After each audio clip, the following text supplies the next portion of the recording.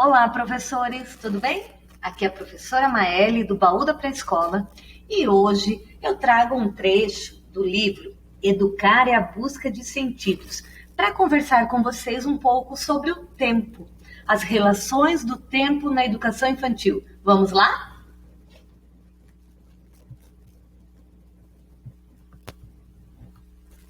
Então, nós vivemos num mundo corrido, onde nós adultos atropelamos tudo, porque a gente quer abraçar o mundo. E para a criança, como a criança se relaciona com o tempo e como a gente ensina a criança a se relacionar com o tempo. Então, isso é uma reflexão importante para a gente fazer antes da gente iniciar o nosso estudo. Então, vejam, as crianças, quando nós passamos a observá-las, a gente vê o quanto elas não têm pressa e nós, adultos, estamos sempre apressados. Então, a primeira provocação desse vídeo é que nós possamos aprender com as crianças, aprender a olhar e a viver a vida, aproveitar as coisas sem pressa, sem correria, desacelerar. E agora que a gente já pensou um pouquinho sobre isso, vamos ver o que o livro Educar é a Busca de Sentidos nos fala também sobre a questão da organização do tempo. Então, para a gente falar sobre o tempo, a gente vai começar aí refletindo sobre a organização do contexto educativo. Então, lá no livro tem a seguinte pergunta: o que significa criar um contexto educativo que seja capaz de promover, sustentar e valorizar os processos de aprendizagem das crianças?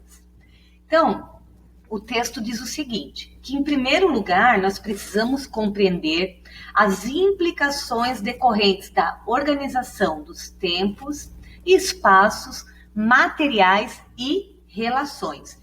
Então, quando a gente vai organizar um planejamento, a gente vai pensar no nosso contexto educativo, a gente precisa considerar como será essa organização do tempo, como que a gente vai organizar os espaços, que materiais estarão aí disponíveis para as crianças e como vai ocorrer essas relações entre as crianças e o tempo, as crianças e os espaços, as crianças e os materiais, as crianças e as crianças, as crianças e os adultos. Relações, quando a gente fala de relações, a gente está falando de tudo isso.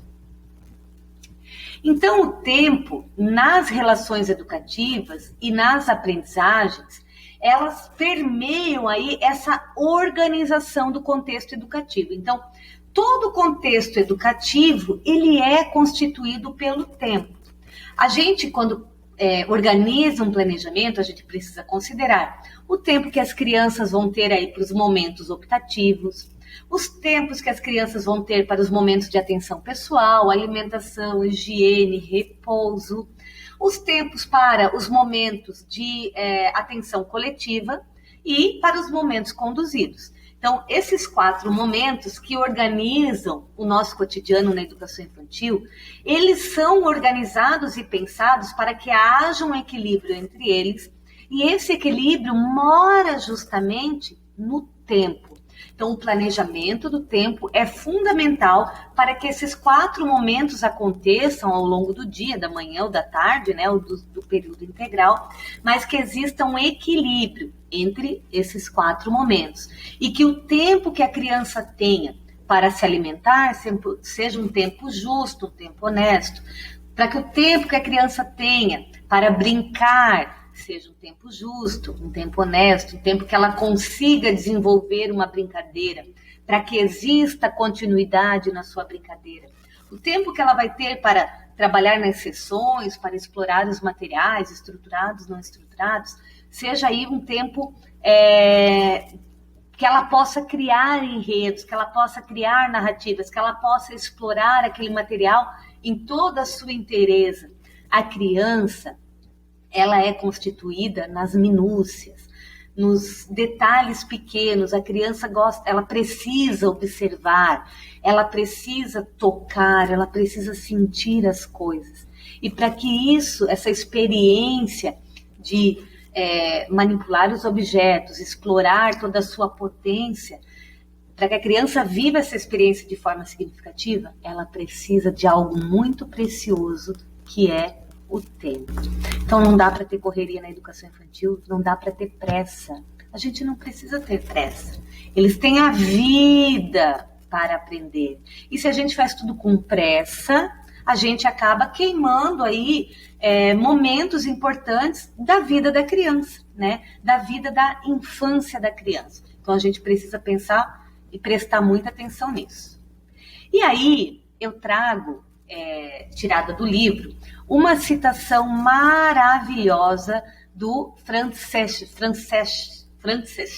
não sei nem pronunciar aqui, tá? Mas o texto dele é maravilhoso. Ele diz o seguinte, que o tempo ele está relacionado a momentos que fazem parte aí da nossa constituição. Então, a criança, ela precisa ter tempo, a criança e o adulto também, né? Para distrair-se, encantar-se, bisbilhotar, meditar, pensar, abstrair-se sem pressa, pouco a pouco, lentamente, gradualmente. Cada criança tem o seu tempo e esse tempo precisa ser respeitado. Se a gente atropela as coisas, se a gente está sempre no modo reprodução, a gente vai desenvolver o que nas crianças? Até uma ansiedade, né? A gente pode estar provocando, porque a gente não tem paciência de esperar que a criança viva as coisas a seu tempo. Por isso que eu comecei essa conversa provocando, né, essa questão da gente desacelerar e da gente prestar atenção em como a criança se relaciona com o tempo. E a gente também fazer esse exercício da gente se permitir distrair, da gente se permitir encantar-se com as coisas, bisbilhotar, meditar, enfim.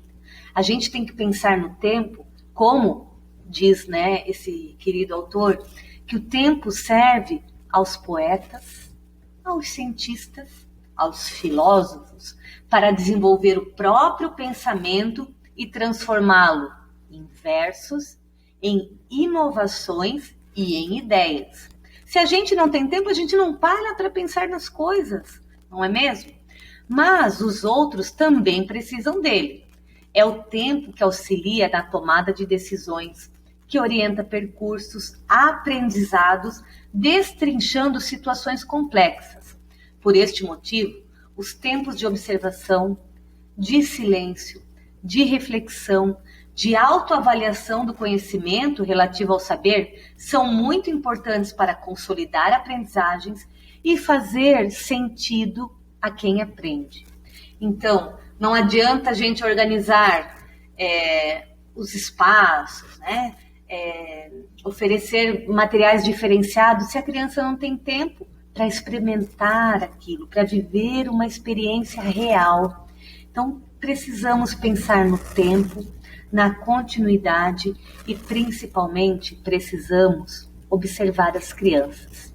Espaços e tempos definem uma moldura na qual vai se articular esse rico cotidiano. Cada momento da jornada educativa pode se tornar um tempo significativo para o desenvolvimento dos conhecimentos. Se a criança tem tempo para viver aquilo de verdade, se ela tem tempo para se expressar, se ela tem tempo para se comunicar, se ela tem tempo para brincar e viver a sua infância de verdade, com certeza esse aprendizado ele vai tocar a criança e vai se tornar aí uma experiência. E aí, gente, eu finalizo esse vídeo falando um pouquinho aí sobre o tempo, a pedido da minha colega Giane. Se você tiver aí algum tema que você gostaria que eu conversasse um pouquinho, manda pra gente. Aqui estão as redes sociais. Eu tenho um centro de formação online chamado Baú da Pré-Escola. Aqui tem o endereço do site e tem o endereço do meu Instagram também. Então, procura lá. Manda a sua sugestão e se você gostou desse vídeo, curte, compartilha e também se inscreve no canal. Um beijo e até a próxima!